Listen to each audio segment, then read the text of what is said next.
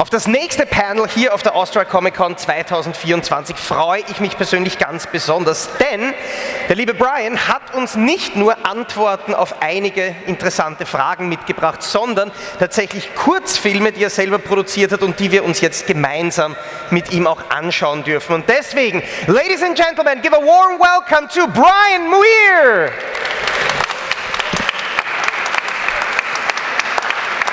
Hello, please have a seat. It's so amazing to see that I think you've worked on more big movies than any other person I've ever talked to before. So what I would like to ask you is, let's go back to the basics, the way you started sculpting, modeling, and your career. What were your inspirations? I think the name Ray Harryhausen might come up a little bit, but how did you start? What kind of materials did you work with, and how did you end up really putting them on the big silver screen? Well, I was very lucky. I was the only apprentice sculptor ever in the film industry in England. So I started at the age of 16. I had a 4-year apprenticeship at Elstree Film Studios, and I worked under an old sculptor. We worked on small British productions.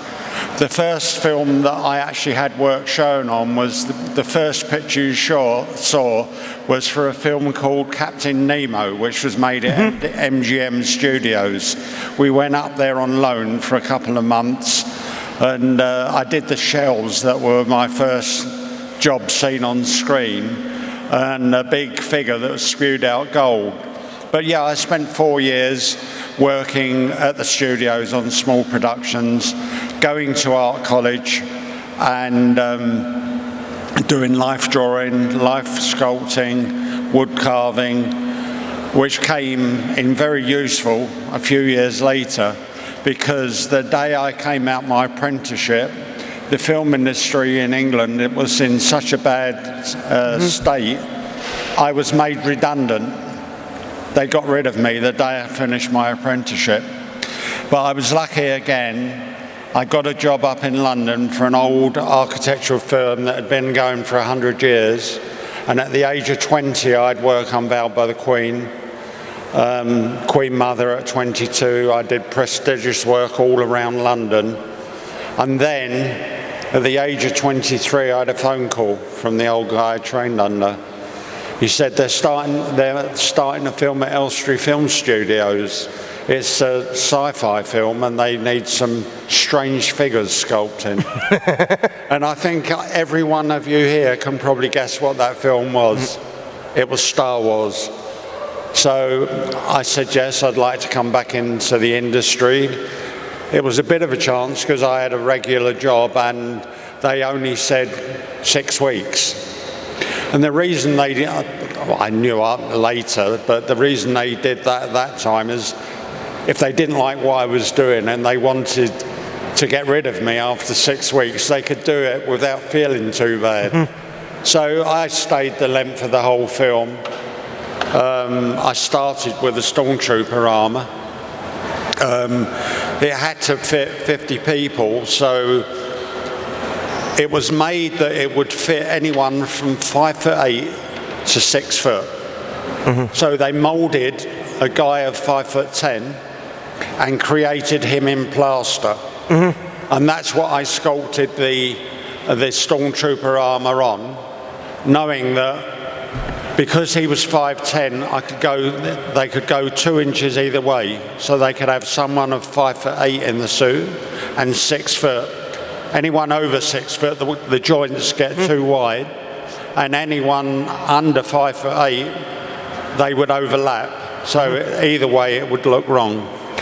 And let me guess, the suits and helmets were all made to look good on screen and not to be worn comfortably.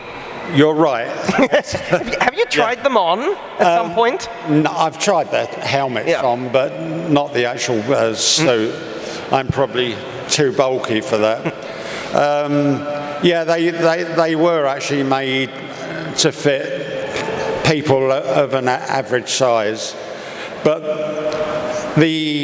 most of the Stormtrooper armour I did to Ralph McQuarrie's concept art, but the back, there was no concept art following the back of the Stormtrooper. So I talked to John Barry, the designer, and we decided between the two of us that I would do a panel on the back. And on the panel, because I was so busy, I worked 76 days without a day off. So I thought I'll go down and I'll cheat a bit. So I sculpted the panel in, and then I went down to the prop room and I found a cog and 2 bits of wood. Do all of you know what the back of the Stormtrooper looks like, the panel? Where there's a cog and two bits of upright oblong shapes? It's something you can look for in the future, and you'll know what it means. So I went down and I put the cog on one side and then the 2 bits of wood. And you'll be amazed at what I've heard people say as to what that means. And I have a little laugh, and really at the end of the day it only means one thing, that I was so short on time that I cheated and took the easy way out. But yeah. Have you any more questions? I'm rattling on. How long are you in Austria?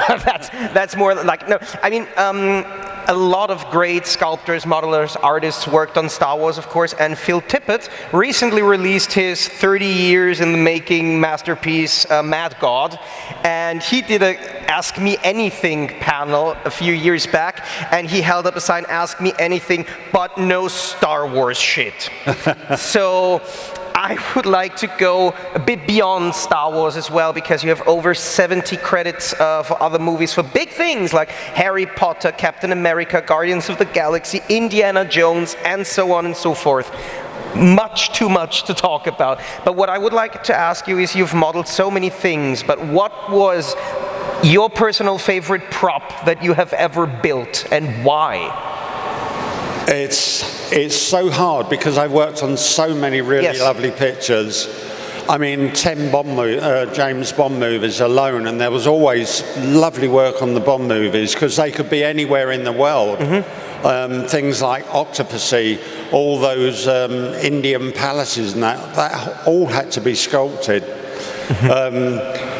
Actually, the Octopussy bed, I worked on it with another sculptor.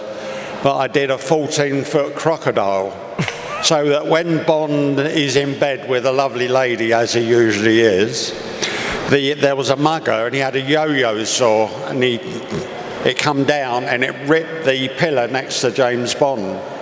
So Bond gets out of bed and chases the mugger, who goes into the moat, and a crocodile eats him. But it's a night scene, so all you do is you see this crocodile, the back turn over, and that's it. But I spent a couple of weeks doing a really lifelike crocodile.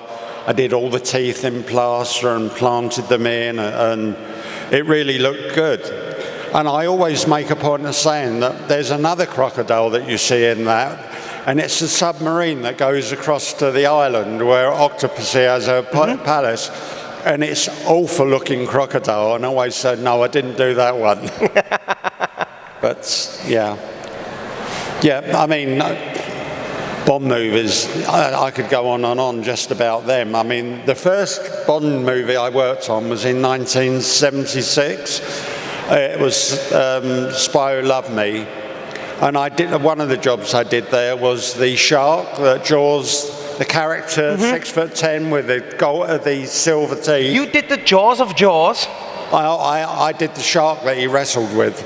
Okay. There was an 8-foot tiger shark, because he's in the shark tank, and you can't have an actor wrestling with a real shark. So I sculpted a shark, and they moulded it and did it in a rubber.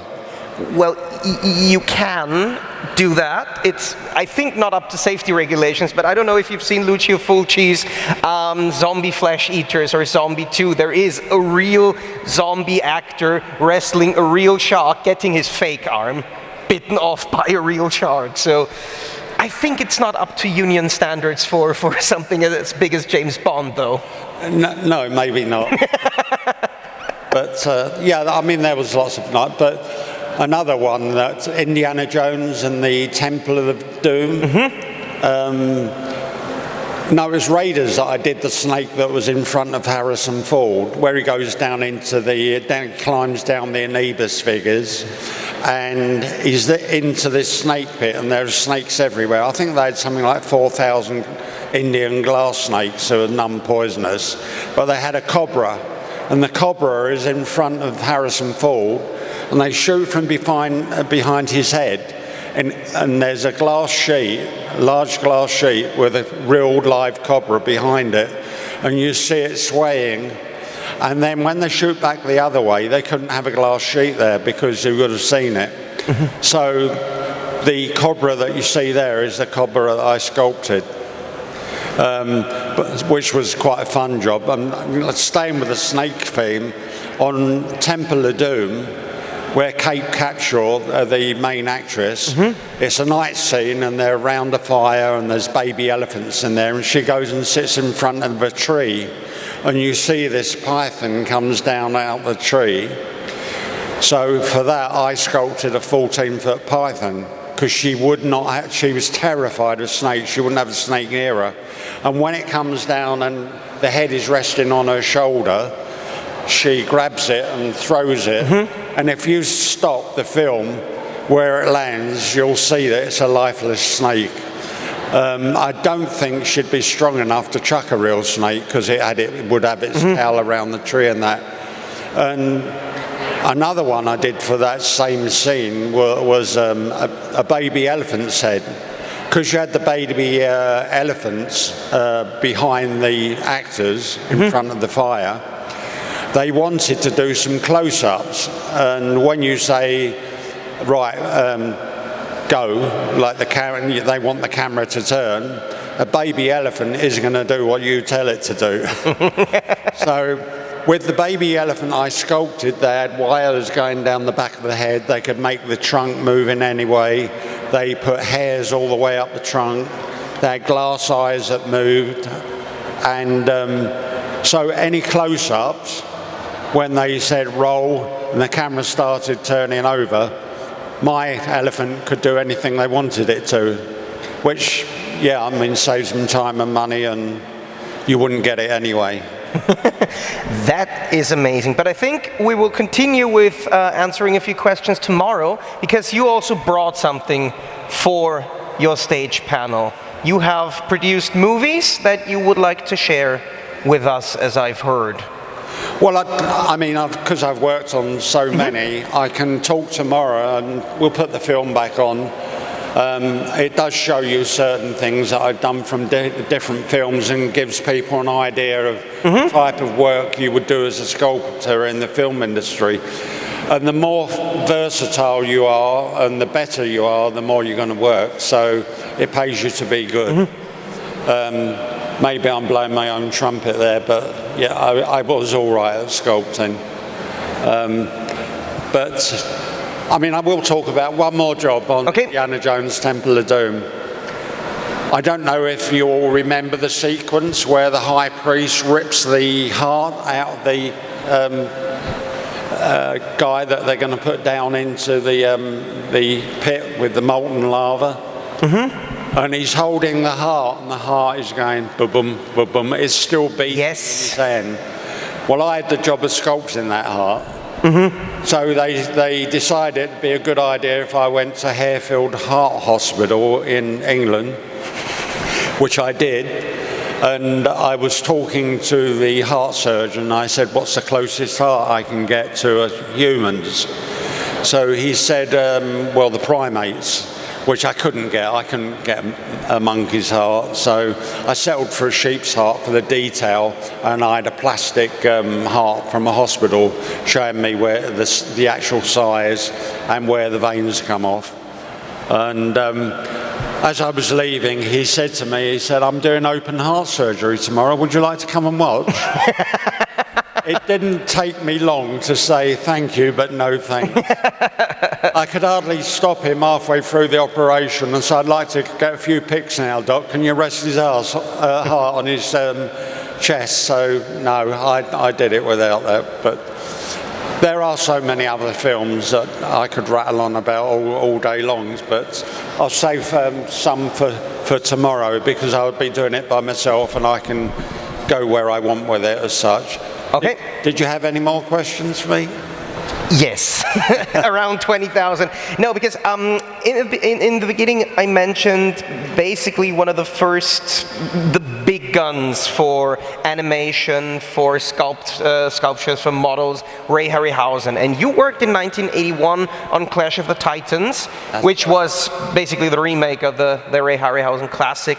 And first, how was that, and how, especially since Jurassic Park then, 10 years later around, really changed the entire industry with the movement away from practical effects to more digital effects.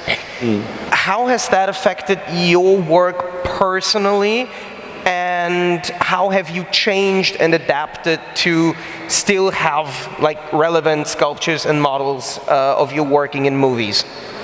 Well, I obviously met Ray Harryhausen on the picture, but I didn't actually work with him. It was a guy called Derek Meddings that did all the special effects and most of the stop frame animation.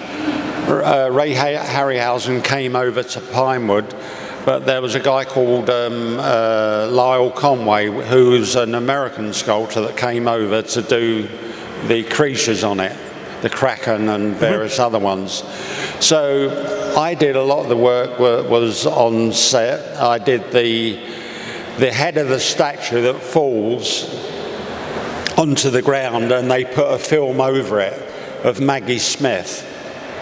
So I sculpted her head at 4'6", the size it would have been on the actual statue that was supposed to be about 100 foot high. But the actual whole figure was only about 18 inches high. And it wasn't until the head fell off and you see it with people, so you get the true scale, that it was as big as it was. But there was, I went out to Malta on that. I carved a 25-foot figure for this big square. And once it was on the plinth, which was 15 foot, it was 40 foot high. I also did the main archway that goes into the city. There are 2 Assyrian balls and panels that go right the way around. I did those. And there was a freestanding Syrian ball with the wings, and they're all carved in polystyrene. So it's a very soft material, but because they're fairly big, you can get away with carving the detail fairly sharply, and it works well. And you don't have to mould and cast those, which would cost a fortune. So it's direct and is a lot cheaper to do. And you can paint it to make it look at whatever you like. I mean, there was another Bond film, GoldenEye. I did all the big Russian statues for that, which was a night scene where they'd ripped down all the Russian statues. I think it was in Moscow, and put them in a park.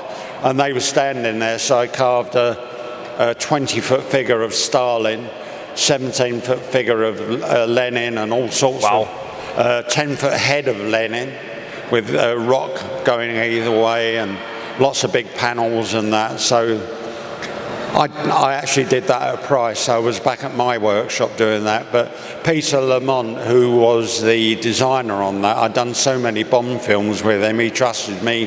He never came to look at anything, he just trusted that it'd be right. So it was nice to have that relationship with him, where he trusted what I did totally. But I'm rattling on again, so what would you like to ask me? And what about after the Jurassic Park breakdown of moving away from practical effects to more digital effects? How did you view the last 30 years in the industry for your craft? It didn't really change it much, but it made the director, the filmmakers, far more ambitious as to what they could do. Because of CGI, you could do a film like Gladiators and build a set to a certain height, and then you could extend it up with CGI to look like the whole of Rome, which looked amazing. So yeah, I mean, and CGI used at the right time is an amazing tool to use, but don't get carried away with it and try and use it when it's not really necessary, because you'll find that actors respond a lot more to actual props on sets, actual sets, and just blue screen. If you've only got blue or green screen, then the actors can put in a wooden performance as such.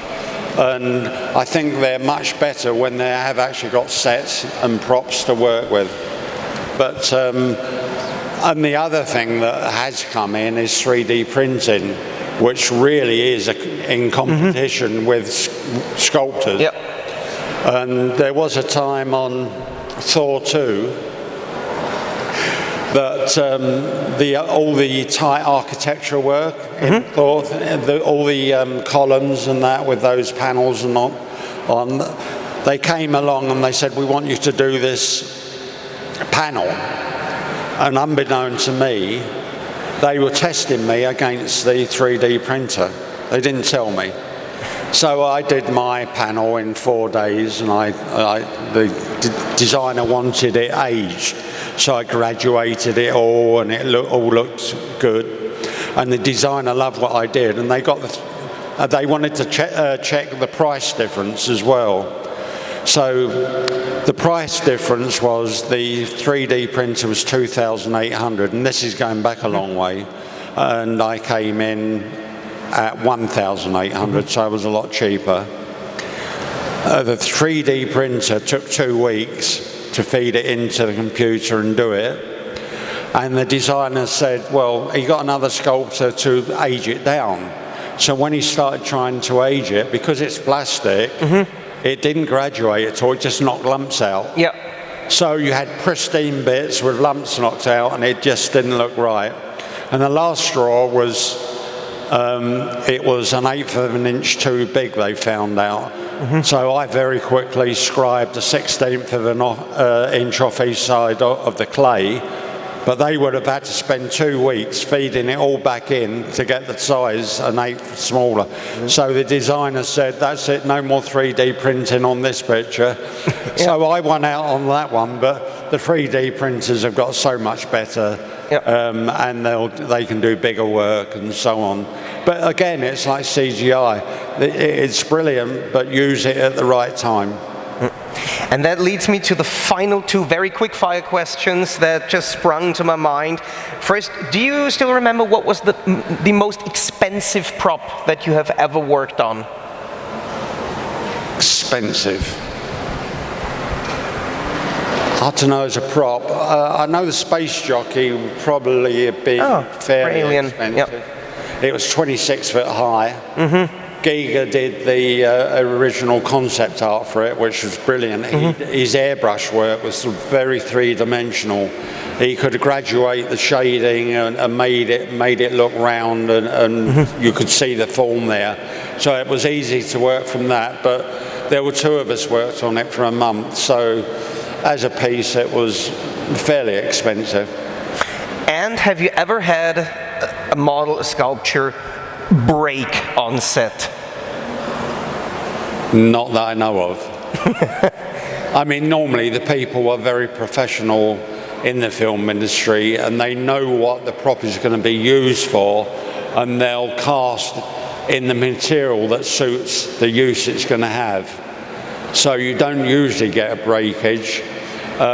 Even with Darth Vader, they had 2 on set. The one that Dave Prowse wore through the whole of A New Hope, and a backup. But as far as I know, the backup was never used. So there was no damage that you needed that backup as such, because it was in fiberglass, which is, it's fairly good. You're not going to have damage with it.